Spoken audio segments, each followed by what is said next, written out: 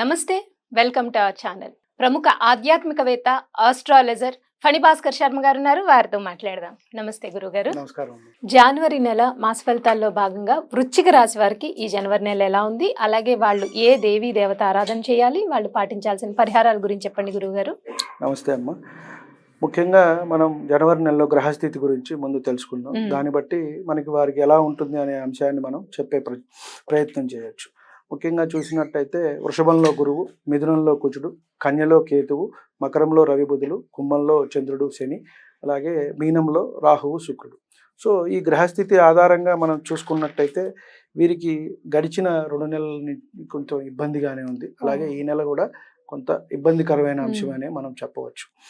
కొంచెం వీరికి ఇంటా బయట కూడా సమస్యలుగానే ఉంటాయి. పిల్లలతో కొంచెం ఎక్కువగా అనారోగ్య సూచనలు, పిల్లలకి 2-3 నెలల నుంచి కొంచెం ఇబ్బందికరంగా ఉంటుంది వీరికి ఇంట్లో. కాబట్టి అట్లాగే కొంత ఇబ్బంది సమస్యలుగానే ఉన్నాయి. ఎందుకంటే గురుబలం అనేది కొంచెం తగ్గటము, శని కూడా వీరికి ఇబ్బంది పెడుతున్నారు. కాబట్టి వాహన ప్రమాదాలు కూడా జరిగే అవకాశం అనేది ఉంది. కాబట్టి వాహనం తోలేటప్పుడు జాగ్రత్తగా ఉంటాం. గడిచిన 2.5 ఏళ్ళ నుంచి కూడా చతుర్థంలో శని ఉండటం వల్ల కొంచెం ఇబ్బంది పెడుతున్నారు. ఇది రేపు జనవరిలో కొంచెం మారుతారు కాబట్టి కొంచెం వీళ్ళకి ఊపిరి పీల్చుకున్నట్టుగా ఇస్తుంది కాస్త. ఎందుకంటే గడిచిన 2 సంవత్సరాల నుంచి కూడా అంతే, చాలా ఉద్యోగాలు మారటము, ఒక ఉద్యోగంలో స్థిరత్వం లేకపోవటము, మనం అనుకున్నది ఒకటి ఉంటుంది, వాళ్ళకు ఇంకోటి జరుగుతూ ఉంటుంది. కాబట్టి అనుకోకుండా ఏదో ఒక ఉద్యోగం మారటం, ఎందుకంటే సంసారాన్ని సాగించాలి కాబట్టి కొంత ఇబ్బందులతో సాగుతూ ఉంటుంది. కాబట్టి కొంత అటువంటి అనారోగ్య సమస్యలు వస్తూ ఉంటాయి వీరికి. ఎక్కువగా సేల్స్లో ఉండే వాళ్ళకి కొంత టెన్షన్ ఎక్కువగా ఉంటుంది. కాబట్టి ఆ జాగ్రత్త అవసరం. ఆరోగ్యం చూసుకోవాలి. అలాగే వారి తల్లిదండ్రుల ఆరోగ్యం కూడా కొంచెం ఇబ్బంది పెట్టే అవకాశం అనేది మనకు కనబడుతోంది. చతుర్థం తల్లికి సూచిస్తుంది కాబట్టి అక్కడ శని ఉన్నారు. తల్లి ఆరోగ్యం కొంచెం ఇబ్బంది పెట్టే అవకాశం ఉంది. దాన్ని మనం చూసుకొని వారికి ఏమన్నా కొంచెం ప్రమాదం అంటే ఆరోగ్యం కొంచెం ఇబ్బందిగా ఉన్నప్పుడు మెడికల్ టెస్ట్లు అవి చేయించుకోవటం అనేది మంచిది. కొంత వీరు చూసినట్టయితే ఖర్చులు అనేవి కొంత వీరికి కనబడుతూ ఉంది. అలాగే అంతర్గతంగా కూడా బహిర్గతంగా 2 పక్కల కూడా శత్రువులు ఉండే అవకాశం అనేది కూడా ఉంది. అంటే మన ముందు ఒకటి మాట్లాడతారు, పక్కకు అంటే వీళ్ళు కొంచెం వృశ్చిక రాశి మేషరాశి వారు ఏంటంటే అమ్మ కుజుడు అధిపతి కాబట్టి ఉన్నదేదో మొహం మీద మాట్లాడేస్తారు. ఇది అంటే అది లోపల దాచుకోవడం, మంచైనా చెడైనా చెప్పేస్తారు. వాళ్ళది ఉండదు. కొంచెం ఈ వృశ్చిక రాశి వారికైనా దాపరికం ఉంటుంది, మేషరాశి అసలు ఉండదు. వాళ్ళంతా లీడింగ్ అంతా కూడా ఉంటుంది. కాబట్టి ఇది కొంత వీరికి ఇబ్బందికరంగా ఉంటుంది. ఏదైనా వాడు మన మిత్రుడా, స్నేహితుడా, శత్రువా, లేదా తోబుట్టువుల, తల్లిదండ్రి అనేది కూడా ఉండదు. కాస్త గట్టిగా మాట్లాడటం వల్ల ఆ ఇబ్బందులు వస్తాయి. అది వీళ్ళు స్వతహాగా కొంచెం తగ్గించుకోవటం అనేది మంచిది. ఎందుకంటే వృత్తి ఉద్యోగాల్లో మనం అనుకున్నట్టు ఉండదు కదమ్మా. మన సొంత వ్యాపారం అయితే మన ఇష్టం. అప్పుడు కూడా కస్టమర్స్తో సరిగా మాట్లాడకపోతే ఎవరు వస్తారు మళ్ళీ. కాబట్టి ఏదైనా అందరితో కలివిడిగా ఉండటము, కొన్ని సర్దుకుపోవటం అనేది వీళ్ళకి ఎంతైనా సరే మంచిది. వీరికి కూడా కొంచెం గురుబలం తక్కువగా ఉంది కాబట్టి వీరు కూడా శనగలు కొంచెం దానంగా ఇవ్వటము, కిలోంబావు, లేదు మన ఇంట్లోనే కాస్త నానబెట్టి వాటిని కాస్త ప్రసాదంగా చేసి నైవేద్యం పెట్టేసేసి మనం పంచిపెట్టడము, లేదంటే గుళ్ళో అయినా సరే ఇచ్చి వారికి అక్కడ వచ్చిన వారికి కొంత ఇచ్చేసి మనం కొంచెం తింటే గనక మంచి జరుగుతుంది. అలాగే ఈ వృశ్చిక రాశి వారికి వచ్చేటప్పటికి వీరికి కూడా పగడం ధరించినట్టయితే మంచిదమ్మా. రాశి పరంగా చూసుకున్నట్టయితే పగడం ధరించవచ్చు. అలాగే వారు జన్మించిన నక్షత్రాన్ని బట్టి వాళ్ళు రక్తదానం చేయటం అనేది కూడా చెప్పదగ్గ సూచన.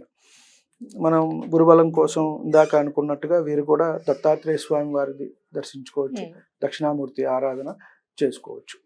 గురువార నియమాలు కూడా ఏమన్నా పాటించినట్టయితే మంచిది వీరికి. ఒక పూట ఉండటం, ఒక పూట టిఫిన్ చేయటము, లేదు వదిలేసేయటము, పళ్ళు ఏమైనా పలహారంగా తీసుకోవటం అనేది కూడా చెప్పదగ్గ సూచన వీరికి. అయితే వృశ్చిక రాశి వారు నిరుద్యోగులు ఎవరైనా ఉంటే ఈ నెలలో ఉద్యోగాలు వచ్చే అవకాశాలు ఫిబ్రవరి తర్వాత ఉందమ్మా. కొంచెం ఇప్పుడు ప్రయత్నం అయితే చేయాలి. మనం రోజు నిత్యం చేసుకుంటూ ఉండాలి.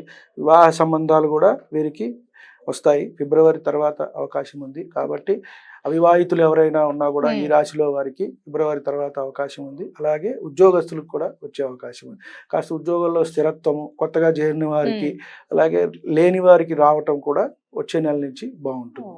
ఫిబ్రవరి నుంచి. ఫిబ్రవరి నుంచి అంటే బాగుంటుంది. గురువు ఫిబ్రవరి 5వ తారీఖు మళ్ళీ మనకి ట్రాన్సిట్ బాగా ఉంటుంది కాబట్టి ఇప్పుడు వక్రగతిలో ఉన్నారు కాబట్టి ఈ ఇబ్బంది అనేది ఉంది. మళ్ళీ తన సహజ మార్గాన్ని తీసుకొని ట్రాన్సిట్ చేస్తూ ఉంటారు. అప్పుడు వీరికి బాగుంటుంది కాబట్టి కొంచెం ఇబ్బందులు అనేవి తగ్గుతూ ఉంటాయి. ఈ ఒక్క నెల కొంచెం ఓపిక పట్టాలి. వాళ్ళు కొంత ఇబ్బందిగానే గత 2 ఏళ్ల నుంచి ఉన్నారు. కాస్త ఓపిక పడితే ఈ ఒక్క నెలకి కాస్త వీళ్ళు బయటపడే అవకాశం ఉంటుంది. మీరు నిత్యం పఠించాల్సిన స్తోత్రాలు ఏమున్నాయండి? నిత్యం పఠించుకోవచ్చు అంటే గనక రాశ్యాధిపతి కుజుడు అవి పాటించుకోవచ్చు. నవగ్రహ స్తోత్రాలు అనేది రెగ్యులర్ గా అందరికీ చెప్పేదే. ఏ రాశి వారైనా సరే చేసుకోవచ్చు. ఈ రాశి వారు కుజుడికి సంబంధించి ఏదైనా పారాయణం చేసుకోవచ్చు. సుబ్రహ్మణ్యాష్టకం కానివ్వండి, అలా సుబ్రహ్మణ్య కరావలంబ స్తోత్రాలు ఉంటాయి, అవైనా చేసుకోవచ్చు. కాస్త గురుబలం తక్కువగా ఉంది కాబట్టి దక్షిణామూర్తి వారి స్తోత్రము, దత్తాత్రేయ స్వామి వారి స్తోత్రము ఉంటాయి. లేదు చక్కగా గురు చరిత్ర పారాయణం చేసుకున్నట్టయితే కూడా మంచిది. అసలు ఎవరైనా సరే ఒక సప్తాహం పెట్టుకుని చేసుకున్నట్టయితే అమ్మ చాలా మంచి జరుగుతుంది. ఏ రాశి వారికైనా సరే అది జరుగుతుంది. చక్కగా చేసుకోవటం, ఆ తర్వాత వారికి ఓపిక ఉండే శక్తి ఉంటే, ఓపిక అంటే ప్రయాణం చేయాలి, అలాగే శక్తి అంటే డబ్బులు కూడా ఉండాలి కాబట్టి గాణగాపూర్ వెళ్ళి దర్శించుకున్నట్టయితే వారికి కూడా మంచి జరుగుతుంది. దత్తక్షేత్రాలు ఎక్కడైనా వెళ్ళటం వల్ల మనకి గురుబలం అనేది వస్తుంది. అంటే గురువు అన్నిటికీ కారకుడు, ధనానికి కారకుడు, సంతానానికి కారకుడు, విద్యకి కారకుడు ఆయనే, సంతానానికి కారకుడు ఆయనే, ధనానికి ఆయనే, అన్ని లాభాలు మనకి ఎటువంటి లాభాలు రావాలన్నా కూడా ఆయనే కారకుడు. కాబట్టి జాతకంలో గురువు బాగున్నట్టయితే మనకి ఒక 50% అమ్మయ్య బాగుంది, పర్వాలేదు, ఎటువంటి ఇబ్బందులు వచ్చినా కూడా ముందుకు వెళ్తాము అన్న ఒక భరోసా అనేది ఉంటుంది మనకి. రైట్ అండి.